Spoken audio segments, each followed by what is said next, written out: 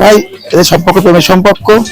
সর্বশেষ আমরা একটা সিদ্ধান্ত নিয়েছি, আসলে চীন মানে কি আমরা বুঝতে পারি, সে আমাদের মুসলমান না, এবং মেয়েটা বাল্য বিবাহ বয়স পুঁজি নাই, বাল্য বিবাহ আমরা দিতে পারি না।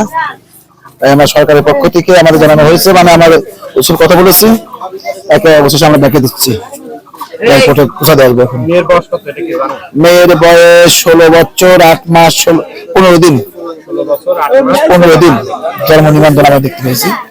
এখন কি উনি একাই যাবে না ওনার বাড়ি মেয়ের গার্জেন পক্ষ 3 জন যাবে, সে যাবে, গার্জেন পক্ষ সহ পৌঁছা দেবে ঢাকাতে। চলে যাব, আমাকে যেতে দিন।